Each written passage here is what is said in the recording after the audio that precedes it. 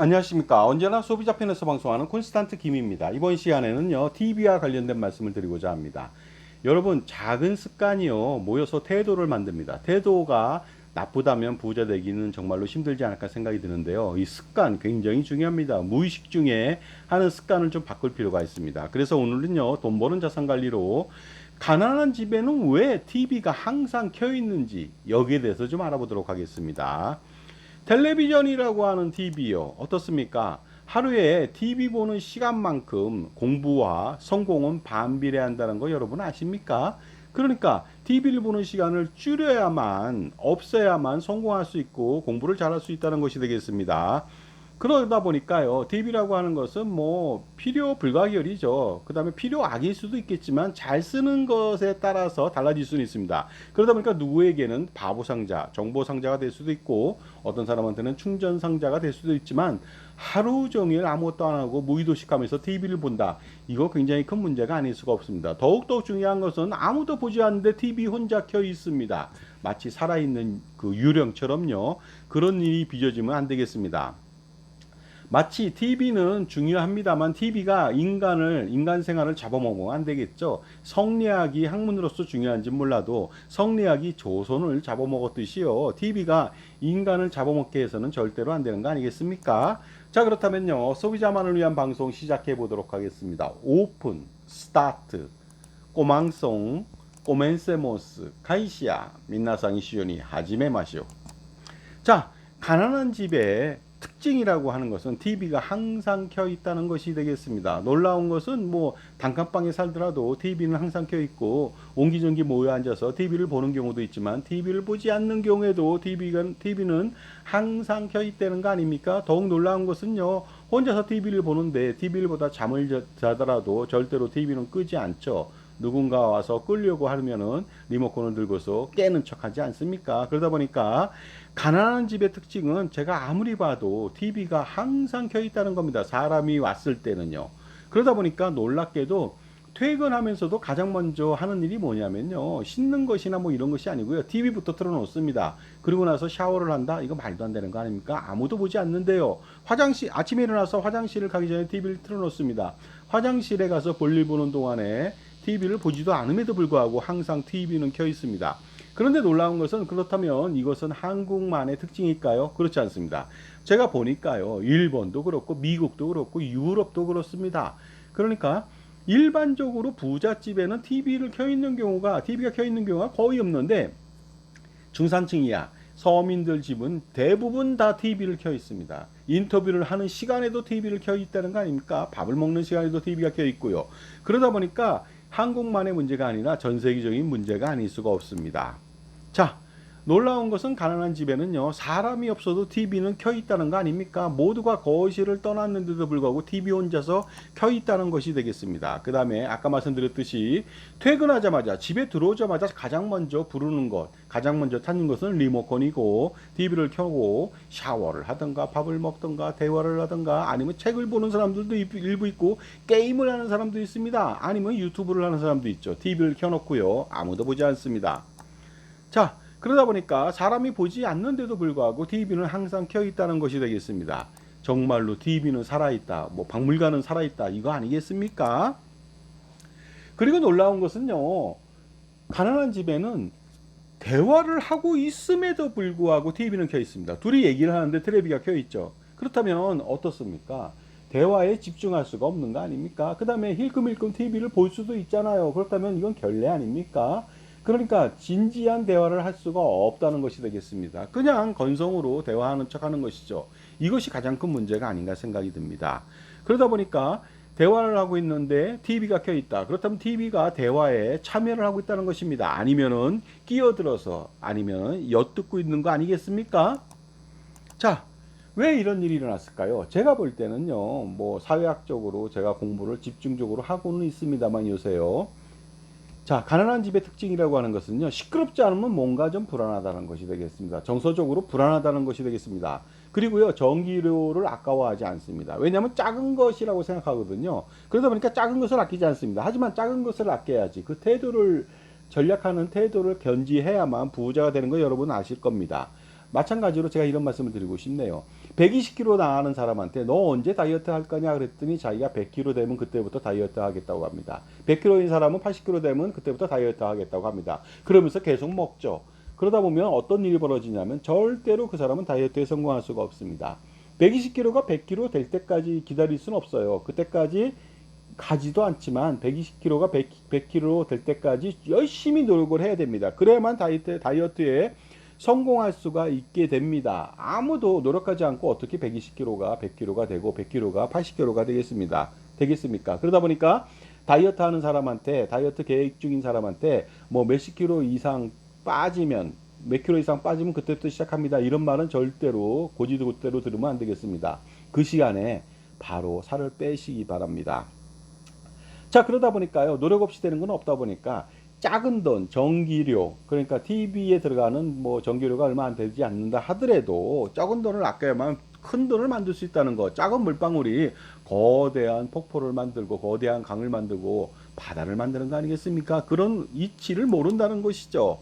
그러다 보니까 TV를 항상 켜 있다. TV가 항상 켜 있다. 그렇다면 항상 소리를 질러야만, 크게 질러야만 의사소통이 가능합니다. 자, 그런데 이렇게 한다면 집안 전체가 조그만 집안인데 가난한데요. 좁지 않습니까? 좁은데도 불구하고 굉장히 불필요한 소음 속에 산다는 거 아닙니까? 그러면요, 놀랍게도 여러분들 나중에 굉장히 피곤해집니다. 친구들 중에서 중고등학교 때 친구를 만나는데 만나면 막 욕을 하고 목소리 커지고 막 그런 사람들이 있습니다. 반말은 당연하겠죠. 욕을 엄청나게 합니다. 처음에는 정겨운 것 같죠. 하지만 그렇지 않습니다. 욕을 하면요, 여러분 나중에 굉장히 피곤해집니다. 피폐해집니다. 다시는 그 사람 만나지 않습니다. 왜냐면요, 맨날 그 욕을 한다? 그러면요, 굉장히 피곤하다는 것이 정신 건강에 굉장히 안 좋다는 거죠. 집에 들어오면요, 엄청 피곤합니다. 그러니까 쓸데없이 또 욕을 먹으니까 더 기분도 나쁘고요. 그러니까 욕하는 거, 소리 지르는 거, 그 다음에 시끄러운 거, 이것은 엄청난 그 스트레스이자 정서적인 불안감을 조성할 수 있으니까 그 불필요한 소음 속에 살 필요는 없는 것입니다. 그리고 이렇게 소음이 많다면 당연히 집에 들어와서 일 열심히 한 다음에 충분한 휴식을 편안하게 할 수가 있겠습니까? 아니면 충전을 할 수가 있겠습니까? 절대 되지 않습니다. 그러다 보니까 항상 시끄러운 소음 속에 살다 보니까 아침에 일어나면 찌뿌둥합니다. 최상의 컨디션을 가질 수가 없죠. 그러니 매사에 열심히 일할 수 없는 거 아닙니까? 실패의 원인이 아닐 수가 없습니다. 반면에 부잣집은 어떨까요? 제가 보는 부잣집들은 거의 TV가 꺼져 있습니다. 잘 보지도 않는다는 것이 되겠습니다. 지금까지 제 정보가 도움이 되신다면 무료 구독하고 좋아요 부탁드리고요. 멤버십 회원가입을 통해서 보다 다양한 혜택 받아보시기 바랍니다. 저서 증여세, 상속세, 저세자습서, 꼼짝마 금융, 그 다음에 동물과 자연 이야기 2부로 판매 중입니다. 몇천 원밖에 되지 않거든요. 저한테 전화 주시기 바랍니다. 010-5473-9327이고요. 실물도 있습니다. 자, 부잣집의 특징은요, TV가 거의 켜 있지 않습니다. 그 다음에 필요할 때만 잠시 TV를 켭니다. 그리고 중요한 것은 이 TV를 켰을 때는요, 반드시 모두가 아니면 누군가는 TV를 보고 있다는 것이죠. 혼자서 TV가 혼자 켜 있고 혼자서 진행되지 않는다는 것이 되겠습니다. 꼭 필요할 때 잠깐 켜고 반드시 보고요. 보지 않았을 때는 반드시 끕니다. 샤워를 하러 간다? 반드시 끄겠죠. 대부분의 사람들은요, 그 수도꼭지를 틀어놓은 상태에서 양치질을 합니다. 그 한 1, 2분 하거든요. 그러면서 물을 받아 쓰려고. 근데 수도꼭지를 계속 틀어놓거든요. 잠궈야 됩니다. 그 물로 입을 헹굴 때 그때만 잠깐 켜면 되는데 대부분의 사람들은요, 귀찮고 그 돈 얼마 들어가냐 이런 생각을 하는 거죠. 그러니까 TV 보다가 화장실을 간다. 5분 10분 걸리는데 그냥 켜 있습니다. 샤워한다. 5분 10분 20분 걸립니다. 그냥 켜 있죠. 부자는 절대 그렇지 않습니다. 무조건 끕니다. 떠날 때는. 그리고 기본적으로 부잣집은요, 대화를 많이 하거나 아니면 사색을 하거나 독서를 하거나 그러다 보니까 당연히 TV는 켜 있지 않습니다. TV를 켜면 오히려 그것이 어떻습니까? 불편해지고 방해만 될 뿐이죠. 그걸 당연히 안다는 거죠. 그러다 보니까 집중도가 엄청납니다. 그러다 보니까 부잣집의 특징은요, 쓸데없이 TV가 켜져 있어서 소음을 발생시키는 것이 않다 보니까 특별한 일이 있지 않는 한, 사람들이 와글와글되지 않는 한은 굉장히 조용합니다. 굉장히 조용하니까요, 조용해서 사람들은 편안함을 느끼죠. 그 다음에 항상 가족끼리는요, 작은 목소리도 의사소통이 잘 되니까 정서적으로 굉장히 안정을 깨할 수 있고요. 그 다음에 상대방을 존중할 수 있는 대화 태도가 되는 거 아닙니까? 목소리 크게 하고 반말하고 욕하고 말 안 들으면 이런 식으로 얘기하다 보면요, 어린 자녀들한테도 제대로 된 대인관계에서 인격적인 어떤 그 대접을 하지 못한다는 거 아니겠습니까? 그로 인해서 빚어지는 여러 가지 문제점들 많은 거 여러분 아시지 않습니까? 자, 그러다 보니까 부잣집은 TV가 켜 있지 않으니까 소음 없이 사니까 항상 몸이 개운합니다. 자고 일어나면 정말로 몸이 개운하죠. 그래서 충분한 휴식과 충전을 할 수가 있다는 거 아닙니까? 그러므로 최상의 컨디션을 유지하니까 당연히 성공할 수밖에 없는 거 아니겠습니까? 이러한 기본적인 바탕이 돼야만 성공할 수 있는데 집안이 시끄럽고 어지럽다. 밖에 나가서 일이 제대로 되겠습니까? 그러니 여러분들 선택하실 필요가 있습니다. 여러분의 집에는 TV가 항상 켜 있습니까? 지금도 무엇인가 하는데, 무엇인가 대화를 하는데, 아니면 밥을 먹는데, 샤워를 하는데 TV가 켜 있습니까? 퇴근하자마자 TV부터 켜놓습니까? 일어나자마자 TV를 켜놓습니까? 이거 잘못된 거 아닙니까? 당연히 보는 족족 꺼야 됩니다.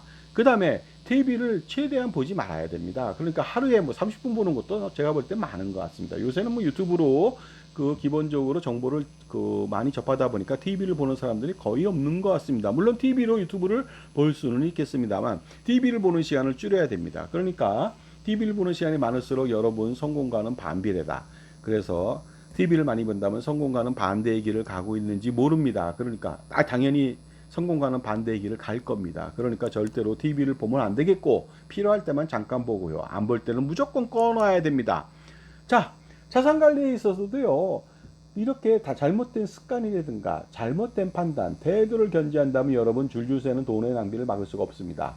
TV는 수신료 아니면 저기 뭐 전기료가 얼마 안 되잖아요. 하지만 잘못된 불필요하고 비효율적이고 불효불급하고 쓸데없는 보험 및 금융 상품 가입하면 여러분 폭망하게 됩니다. 돈의 가치로 따진다면요 엄청나고요. 수천만 원, 수억, 수십억 원 이상의 손실이 발생되고 다시 태어나야 될지도 모르겠습니다. 그러니까 여기 열거하는 상품들 모조리 평가 분석 받아서 해지하셔야 되겠습니다. 그래서 가처분 소득을 극대화시켜서 은퇴자산이나 자산관리에 투자 포트폴리오를 구성하는 것이 가장 중요합니다.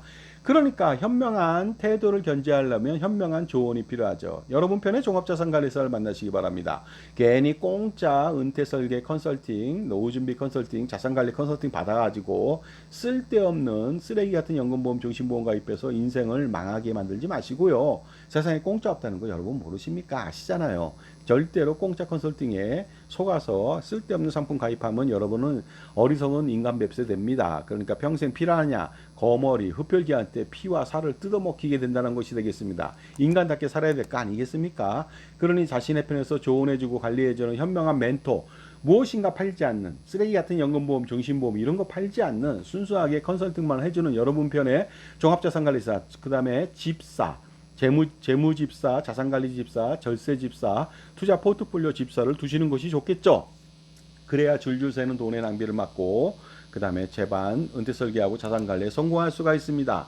그러니 누구를 만나느냐에 따라서 복불복이 아닐 수 없겠죠. 정말로 성패는요 능력이 아니라 선택인데 현명한 선택은 사람에 의해서 일어납니다. 그러니까 여러분 현명한 선택을 위해서 복이 되는 사람을 만나보시기 바랍니다. 무엇인가 팔지 않는 그 사람을 반드시 만나셔야 됩니다. 현명한 선택 기대해 보겠습니다. 세상에 공짜 없는 것이고요. 그러니 제값 치르고 유료 컨설팅을 받아보시기 바랍니다. 0.01 주고 99.99 받아가면 이거 현명한 인간 아니겠습니까? 비용의 가치에 대해서 마이는 이런 말을 했습니다. 비용이야말로 세상에서 가장 값진 것이다. 그러니까 공짜를 바라지 마라. 정말로 비용이라고 하는 것은 써버리는 소비 금액이 아니라 마중물이죠. 비즈니스를 위한 투자 금액이라고 보시면 되겠습니다. 그러니까 예를 들어서 뭐 10만 원, 50만 원의 수수료를 내고 자신은 5억, 50억 원의 이익을 얻는다면 이처럼 좋은 결과를 가져온다면 이거 정말로 현명한 인간의 선택 아니겠습니까? 자, 자산가라면 엄청난 고민이 많겠죠. 단 한 방에 해결할 수가 있습니다. 콘스탄트 김의 절세 전략하고 NGP 플랜이라고 하는 넥스트 제너레이션 플랜을 실행하면 되겠습니다. 할아버지, 아버지, 손자녀 3대에 걸쳐서 100년 대계 자자순손 플랜, 증여세, 상속세, 종소세, 건보료, 절세는 물론 절세 및 절감은 물론이고요. 투자 포트폴리오까지 평생 지원받습니다. 100년 대계가 아니라 만년 대계도 가능하죠. 그러니까 이 투자와 절세 두 마리의 토끼를 그 만년 동안 한번 쫓아보시기 바랍니다. 자, 그러다 보니까요.